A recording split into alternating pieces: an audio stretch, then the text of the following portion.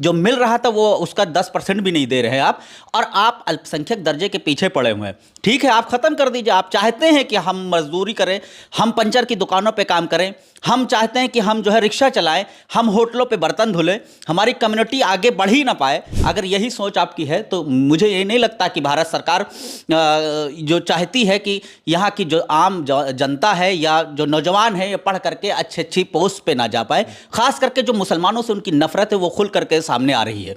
आरक्षण सबको मिल रहा है, देखिए उसमें बैकवर्ड का भी मिल रहा है, SC ST का भी रिजर्वेशन मिल रहा है, उसमें हैंडीकैप रिजर्वेशन अलग है। बाकायदा वेबसाइट पे पढ़ा हुआ लोग उसको पढ़ना नहीं चाहते हैं, बल्कि जिन्होंने संविधान पढ़ा है, संविधान की धारा 29 और 30 पढ़ी है, उसको क्लियरली डिफाइन कर दिया गया। भारत सरकार पैसा देगी, माइनॉरिटी स्टेटस माइनॉरिटी इंस्टीट्यूट हम इस्टेब्लिश कर सकते हैं, उसको बाकायदा एक्ट ऑफ पार्लियामेंट से जब बनाया गया तो चलेगी तो सरकार ही चलाएगी, सरकार किसकी भी हो। लेकिन जो बुद्धिजीवी और ये लोग बात कर रहे हैं तो इनका अगर कहीं से हम लोग अगर जोड़ना शुरू करें, ये इनका शिजरा सीधा सीधा वही जो है जा करके नागपुर से मिल रहा है, RSS के हेडक्वार्टर से।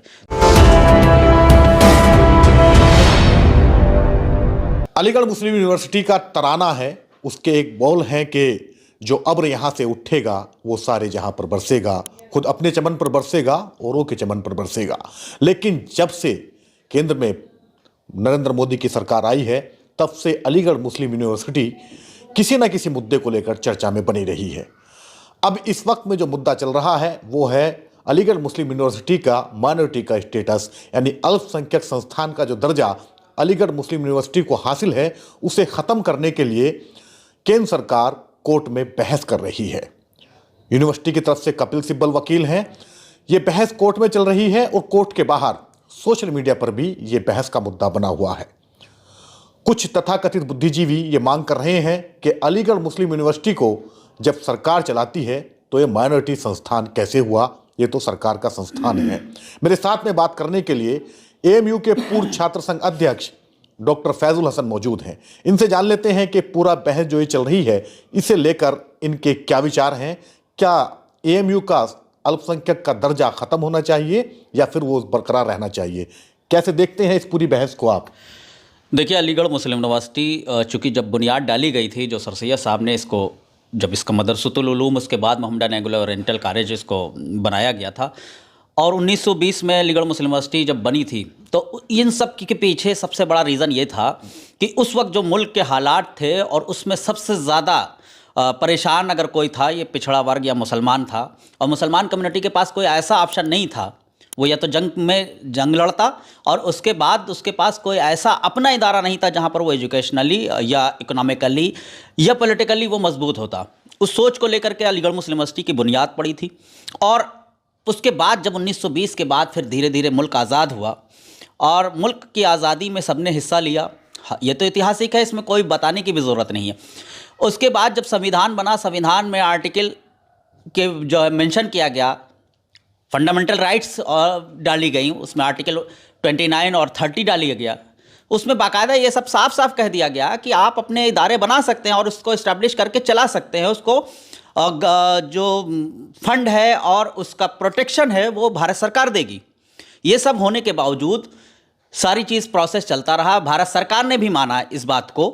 60s के दौर में भारत सरकार ने बाकायदा कहा कि ये अल्पसंख्यक दर्जा इसको हासिल है और ये मिलना भी चाहिए।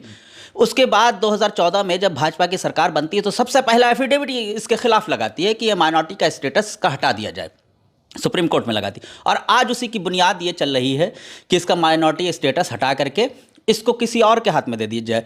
दिक्कत किस बात की आ रही थी अभी तक, अगर अलीगढ़ मुस्लिम यूनिवर्सिटी में क्या किसी के साथ नाइंसाफ़ी हो रही थी, उस पर सवाल कर सकती है ना। भारत सरकार खर्चे दे रही है और खर्चे में अगर आज भी मैं ये कह रहा हूँ गारंटी के साथ, अगर भारत सरकार ये बताए कि बनारस हिंदू यूनिवर्सिटी को कितना पैसा दिया जा रहा है और अलीगढ़ मुस्लिम यूनिवर्सिटी को पैसा कितना दिया जा रहा है, ये बताए, साफ साफ कह करके क्यों नहीं बताते हैं कि कितना बजट दिया जा रहा है। बजट में आपने कटौती कर दिया, आप यूनिवर्सिटी के बजट के सारे बजट कटौती करते जा रहे हैं लगातार।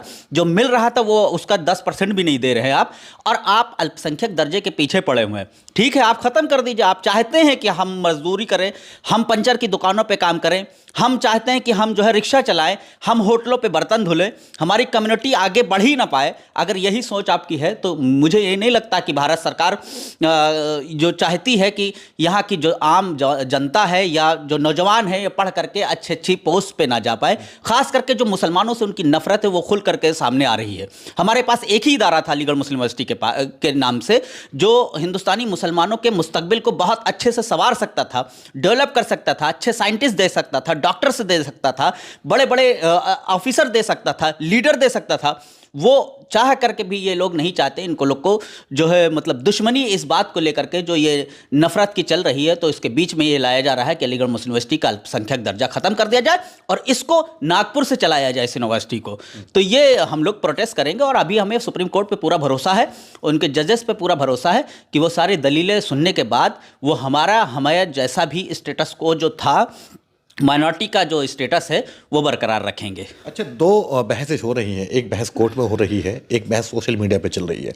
सोशल मीडिया पर तर्क ये दिया जा रहा है कि जब भारत सरकार पैसा देती है तो वहाँ पर ये अल्पसंख्यक संस्थान कैसे हुआ, ये मांग की जा रही है सोशल मीडिया पर कुछ उन बुद्धिजीवियों द्वारा जो इस देश में ओबीसी या अपने आप को दलितों के बड़े हितैषी बताते हैं, अपने आप को उनका बुद्धिजीवी बताते हैं।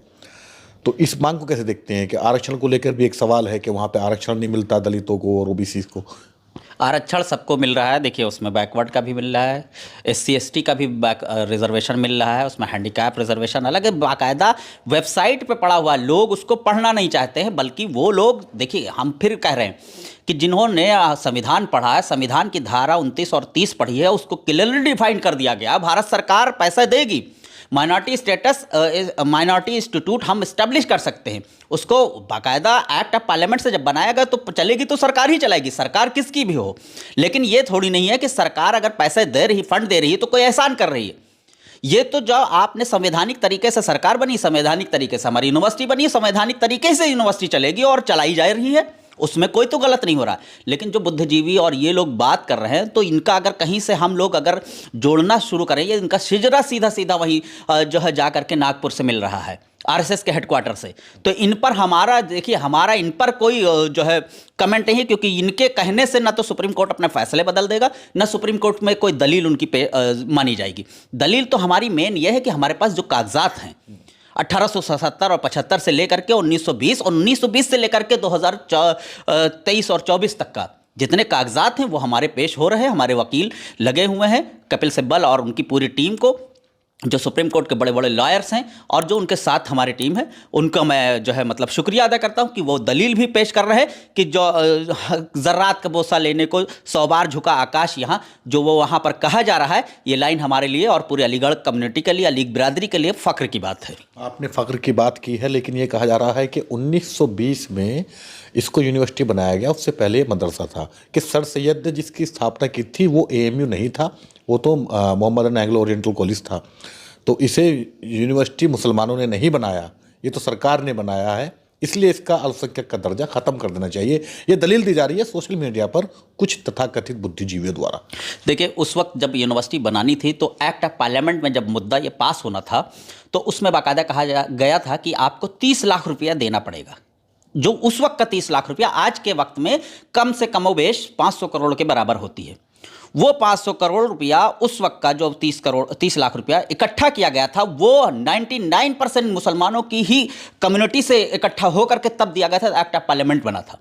अगर आप किसी और मजहब के लोगों को और बाकी लोगों ने क्यों नहीं दिया था पैसा उस वक्त जब जरूरत थी?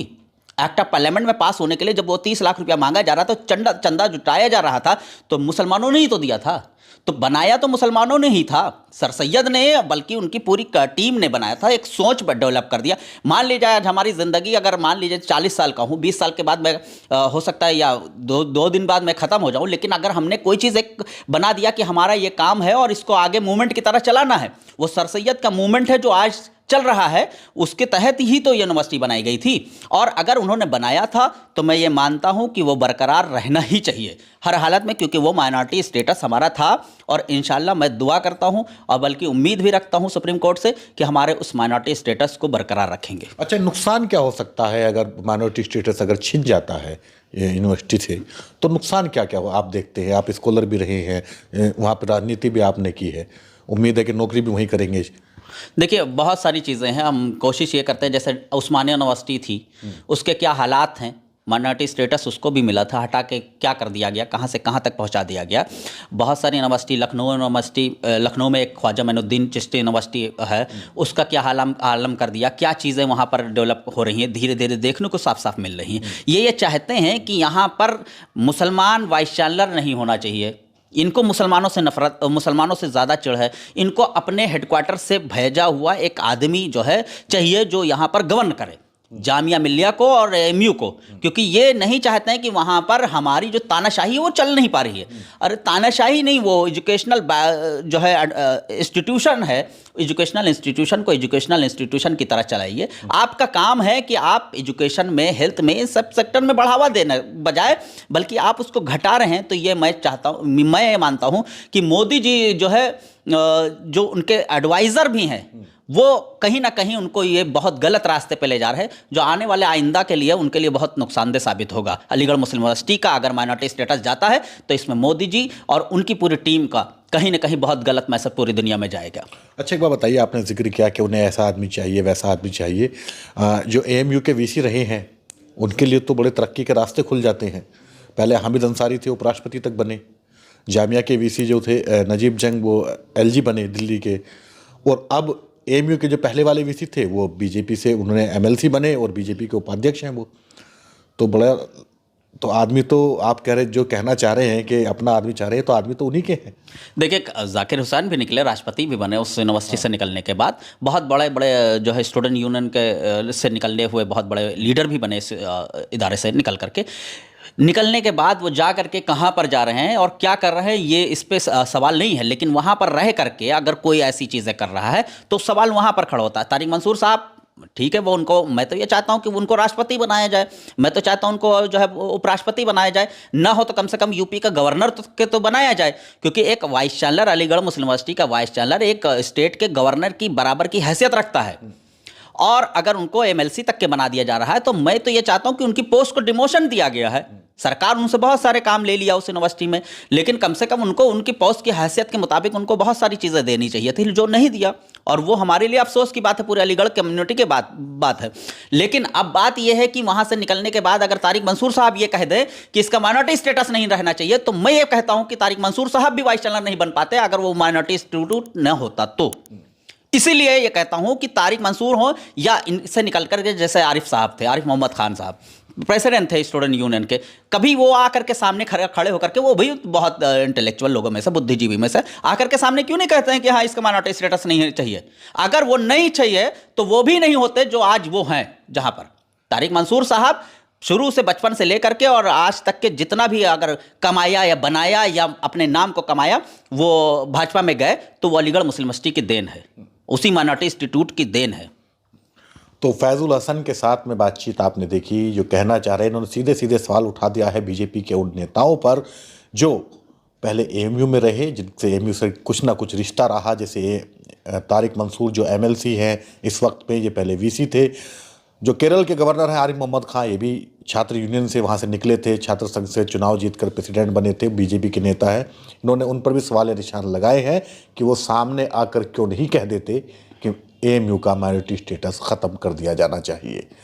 क्या होगा ये तो सुप्रीम कोर्ट का फैसला बताएगा, लेकिन फ़िलहाल जो कशमकश है वो बनी हुई है, जो बहस है वो चल रही है। क्या सुप्रीम कोर्ट उस बहस पर विराम लगा पाएगा, ये देखने वाली बात है।